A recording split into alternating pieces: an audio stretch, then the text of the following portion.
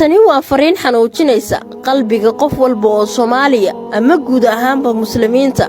waxa ay mar kale ka soo yeedhay walaasheen Foos Jalsi oo ah gabar Soomaaliyeed oo ay dadku aad u jeclaayeen, caan ka ahayd baraha bulshada, si gaarana loogu yaqaanay ka hadalka, ka sheekaynta iyo falanqaynta ciyaaraha kuwa caalamka iyo sidoo kale kuwa Soomaalida heerarkooda kala duwan. waa arrin xanuun badan oo aynu sahashanay in qofku uu ka qusgooyo naftiisa iyo soo joogitaanka adduunkan. waase arrin qabsan karta qof walba oo naga mid ah, taas oo aan uga badbaadi karno ducada iyo ku xidhnaanta Allah subxaanahu wa tacaala.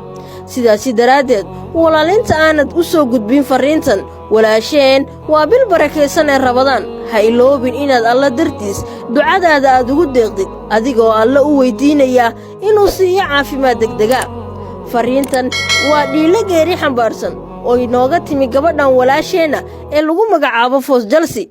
waxayna Foos tan iyo bishii Oktoobar sanadkii tagay ee 2021 ilaa iyo hadda oo aynu ku jirno bilaha hore ee sanadka 2020 la jiifta xanuun daran oo ay la dhibaatoonaysay. waxaana qoraalka ay soo gudbisay ku bilowday sidan: maalmo yar ayaan ku sii noolaan doonaa dunidan aynu joogno. waxaan rajaynayaa intaa kadib inaan la kulmi doono Allah subxaanahu wa tacaala.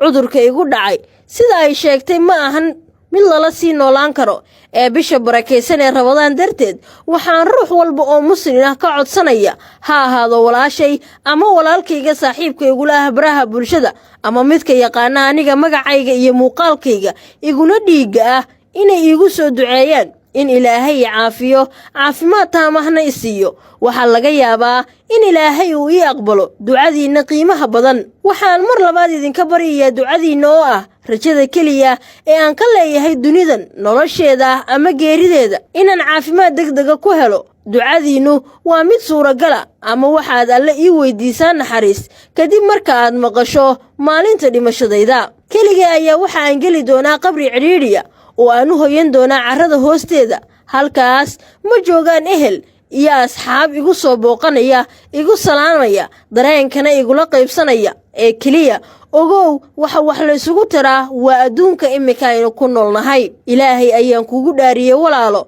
faafi codsigaygan inta guruubaad ku jirto. marka ay fariintani ku soo gaadhay kadib waxa aad tidhaahdaa almowtu qariib. waa walaashiin Foos oo xilligan u baahan inaad ugu ducaysaan si niyo ah. gabadhan muddada dheer xanuunsan, bulshada Soomaaliyeedna ay aad u jeclayd, xanuunkeedu waxa uu noqday mid hadalhayn badan ka dhaliyay baraha bulshada. waxayse sheegeen qaar ka mid ah qoyskeedu in dhibaatada gabadhan hadda haysata ay tahay sixir loo geystay. Allah subxaanahu wa tacaala ayaynu uga baryaynaa in Foos Jalsi uu siiyo caafimaad degdega iyada iyo muslimiinta kale ee la xanuunsan ama la ildaran xanuunka kan iyada haya la midka ah. waad ku mahadsantahay daawashada muuqaalkan. Ramadaan Kariim.